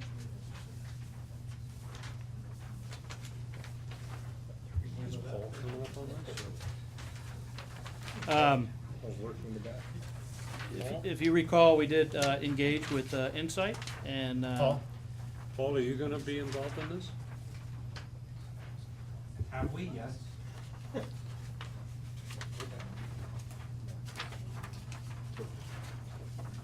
This was reviewed and approved and worked with the landscape architectural, or excuse me, landscape advisory committee. And I have the dates there that there was a presentation done to the board back on September 17th that it was a recommendation by the LAC. And they did meet on September 22nd and came up with a planning palette that seemed to work for all. And this is an illustration before you of the concept plan. The designer, Jonathan, is here if there's any questions with Insight. And this is a color illustration of one section that's in there. And he has already basically completed the design that I have received, and this is a colorized version of one segment of that. So I don't know if you have any questions, or you want to speak with Paul for the Landscape Advisory Committee, or ask John any questions? I thought there was a gentleman gonna come into the podium. If there's questions, Jonathan can answer those. He's the one who Please, designed it. please come to the podium and identify yourself for the record, sir. For the record, Jonathan Romine, landscape architect with Insight Inc. Gary, do you have a question? Yeah,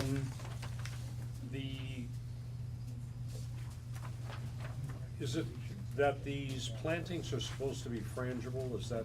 That is correct. Correct? Yes. So obviously, these oleanders meet that criteria. They do. I met with Bob DeBrock from Lee County DOT twice. He's responsible for reviewing all new landscape projects that Lee County has responsibility over. Once he and I came to an agreement on what plants that they would allow, which is primarily what we have here, we prepared a full set of construction drawings, provided those to him, and then that went all the way up the ladder to the director of Lee County DOT, Randy Searchy, the traffic department, the entire, those that would normally review a landscape project on a Lee County road. Okay. Underneath the oleanders, Mhm. is there, to me, it would be more attractive horizontally to have some greenery underneath the oleanders, which have kind of these spindly trunks, and then you've got the reddish flowers on the top, etc.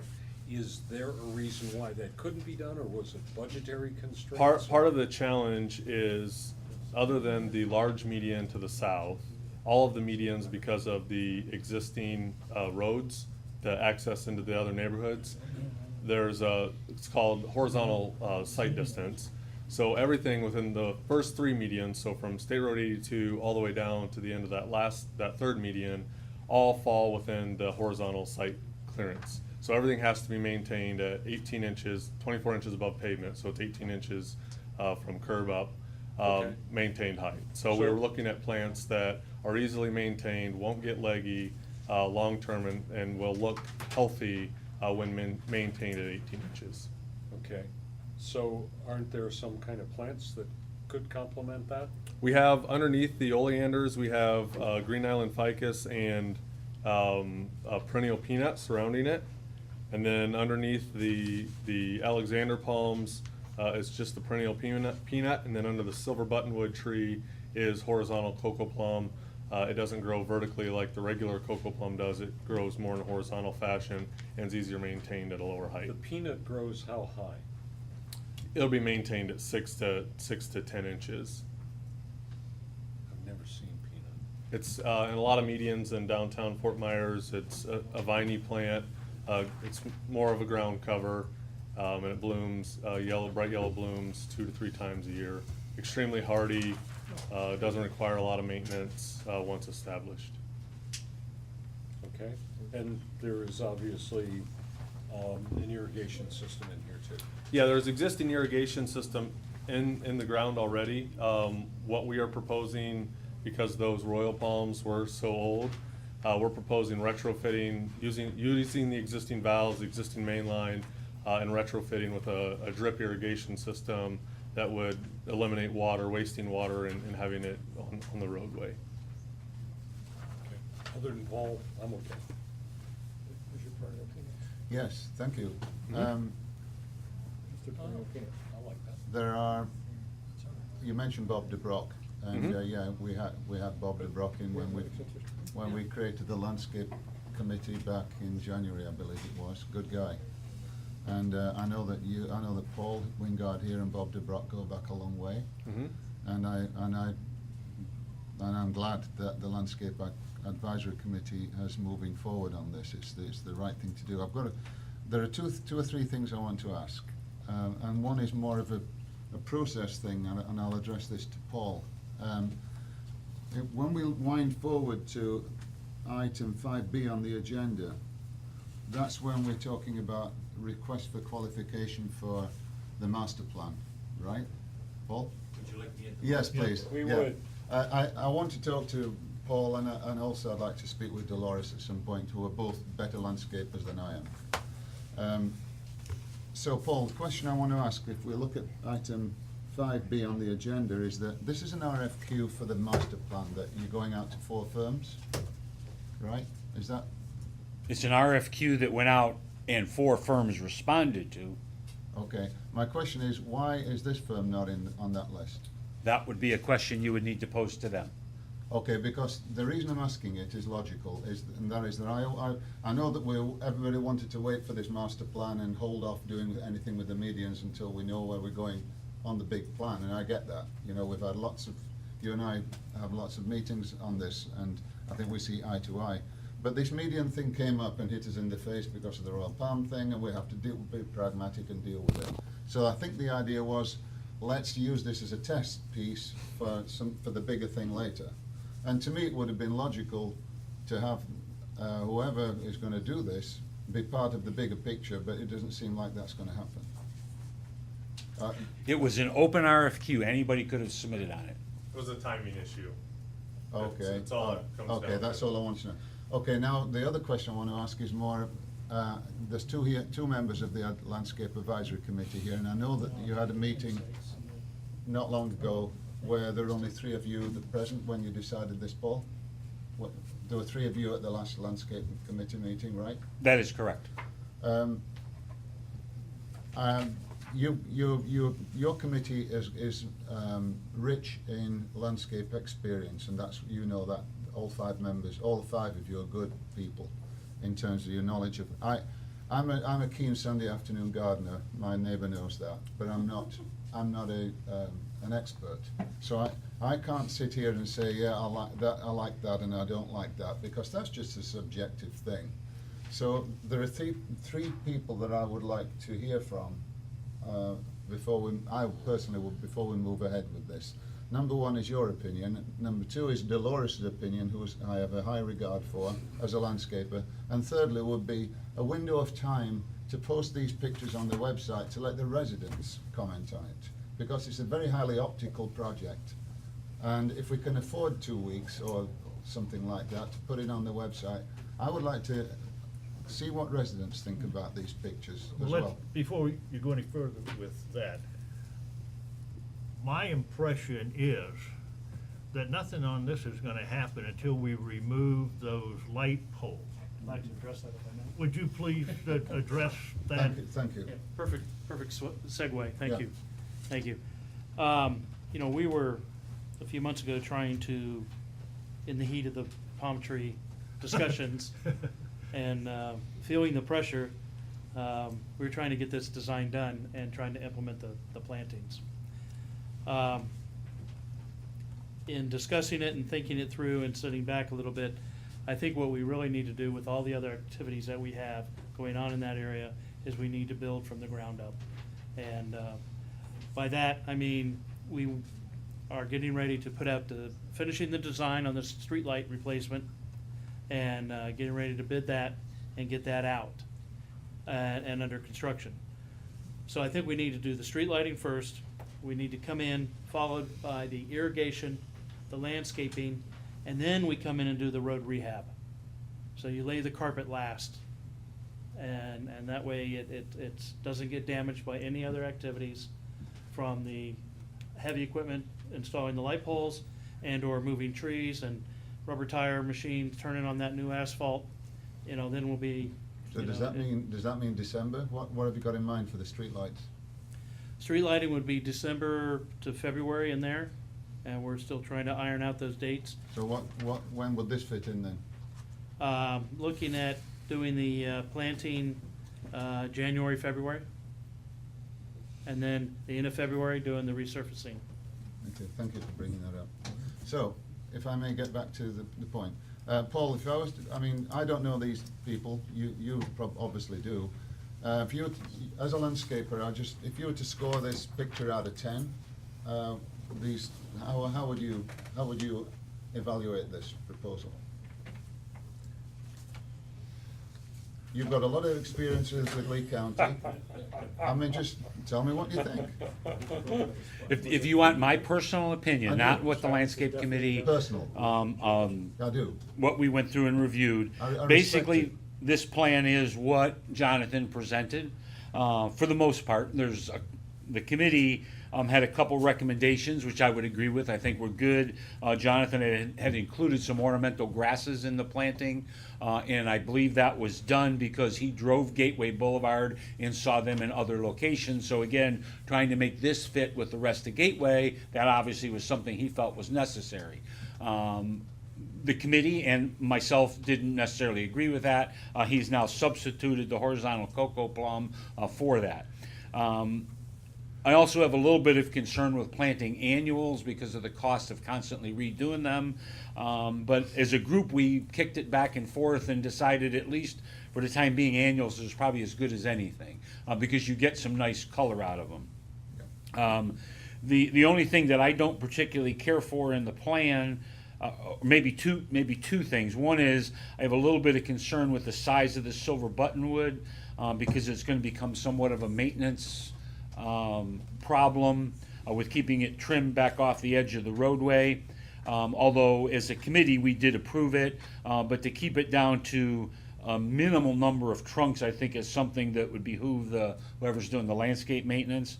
I also, and something that wasn't presented to the committee, have some issues with the oleander for a similar reason.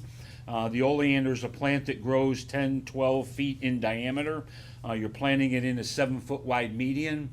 If you take something that grows in a big ball and you trim it so that it's only 5 or 6 feet wide, so you don't have to trim it every month, what you have is a big half circle. You don't have a ball. So you'll have a crown of flowers across the top and a very limited amount of color down the sides of it. You're going to see a lot of hardwood. So I'm not sure that I think that's a good plant in that location just because the median is too narrow. What would you suggest instead, Paul? Well, I believe that what we were looking at originally in Jonathan's plan was more Alexander palms, just because again they're more condensed and it's a palm tree that doesn't get large in diameter, so it never becomes a fixed object. They basically have a 2 to 3 inch trunk, and no matter how tall they are, the trunk's the same size. The bad part with that is you don't have any color. You lose the color, right? Right. I get that. So I'm not sure off the top of my head I could give you a better alternative than the oleander. Thank you, Mr. Chairman. Because you've got to keep it trimmed high. What Jonathan mentioned about visibility, you really can't have anything from like 18 inches to 7 foot, I believe that's the number, so that you can see down the road. So it's a tough spot with a narrow median.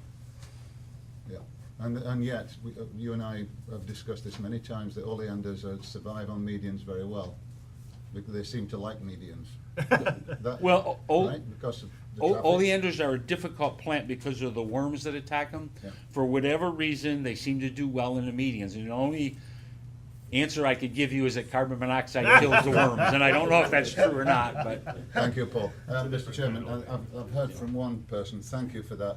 Would it be okay, I'd like to hear from a landscaper who I trust, she's on the landscape committee, and we put her there, Well, and I'd like to hear her opinion. all right. Thank you. Dolores, could I ask you to come to the podium, please, and tell me what you think to these? You sure you want me to do that? Yes, please, I would, because I value your opinion. You've been in landscaping a lot longer than I have. Well, first of all, I don't like anything about it. Practically, it's been changed Other than that. somewhat. I like the perennial peanut. And as far as annuals, Paul's right, it's very expensive. And you run out of ideas. You can't keep changing it. You have to put the same thing in because it won't grow in season. That is another thing I was against. But we spent $60,000 to take out 38 palms because some people could hit them and get killed. Well, you could be killed by this silver buttonwood and these Alexander palms too. I don't want to be the laughing stock of Gateway, being on a committee that put palms in when we spent $60,000 taking them out. I'd like to Can I be. interrupt you for just 1 second? Sure. I may be mistaken, but I thought there was some sort of landscape committee agreement, or at least tentative agreement on this. How am I wrong? She's expressing her personal opinions. This is not a committee report. I understand that, but I didn't vote for this. There Did was you- 3 of us and 2 voted for it and I didn't. was there another proposal that you preferred? No, this is the gentleman they hired. I understand that, but I'm trying to distinguish between the gentleman with insight and the company and this proposal. And you said there's nothing in the proposal that you liked, but But I'm only one person of 5. I and there- understand that, but has the rest of the landscape committee seen this Yes. and agreed to it? Well, there was 3 of us there and 1 of us didn't. Did 3 agree to this? 2. Two agreed and one disagreed. Okay, well, look, excuse me, here's where, are there any other proposals, or is this it? I'm speaking to the gentleman now. That is the proposal that we put together based on the trees that Lee County Department of Transportation will allow you to plant in the median. Okay, well, Dolores, thank you. I've heard from the two landscape people that I respect. My thought, given Scott's time frame, is it feasible? Is it a feasible idea to put this or maybe another option on the internet, on our website for resident comment for the sake of a few weeks? We've Rather got than- plenty of time. We've got plenty of time. Why don't we, isn't that something that we should be doing too? Because this is highly sensitive. It's an optical thing and there's a lot of eyes on that north end of the boulevard. Why don't we give the residents a chance to comment? Is that something? Can it go on the website? Yeah. And I'd like. that's all I'm saying. I'd just like to ask, Jonathan, one question. In regards to what Dolores said about taking out a lot of palms and putting, your recommendation is we put in, several Alexander palms, yes. I understand that there are palms and there are palms, but can you help me? It's a matter of, so FDOT, Florida Department of Transportation, has a rule that when a tree or a object is within a clear zone, which is the recovery zone for an automobile, and on this particular road, it's 6 feet from the painted travel lane line. 6 feet in from each side puts you dead smack in the center of the median. Okay. So anything that goes within that clear zone has to be what's referred to as frangible. So it either, if it's like signs that, or light posts, they can be bigger than 4 inches, but they have to be installed with breakaway posts. Organic, live objects you can't do that with. So in order to meet the frangible requirement, all trees proposed have to have a mature caliper size, trunk size of no more than 4 inches, which pretty much limits you to what you have here that Lee County will allow. However, if you guys want to get into a reoccurring maintenance program where every time a tree gets over 4 inches you replace it, you can do that. It's just going to be costly over the course of, because it's going to be every 5 years you'll have to replace trees. Okay, we're gonna put this on our website and ask people to comment.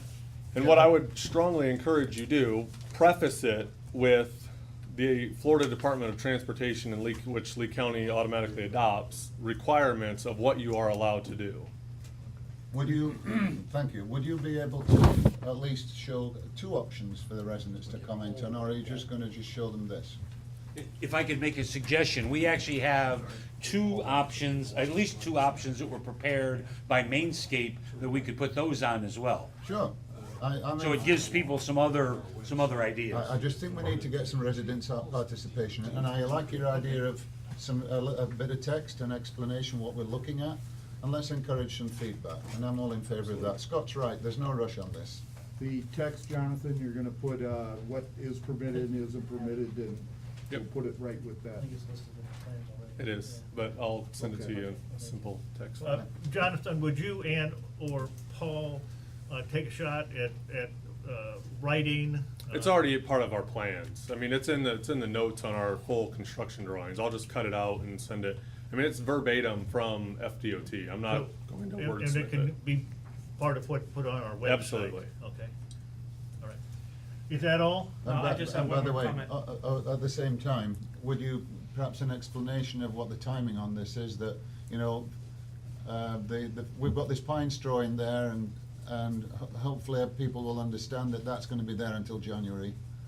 We're still maintaining the sod, yeah. Exactly, but you know, people might be expecting things this year and they're not gonna get it, so we need to tell them that. Will do. Also, in the conversation that we had when the committee met, Mainscape attends all the meetings, there was a lot of discussion on maintenance. And I think the result was, it'd be a wash, all the sod that they maintain now, as opposed to what is on the illustration here, be about comparable in cost, even with the annuals. So, Thank you very much, Jonathan. Thanks, Paul. The board's gonna stand in recess for 10 minutes. Turn off the camera. Those look beautiful on Colonial Drive.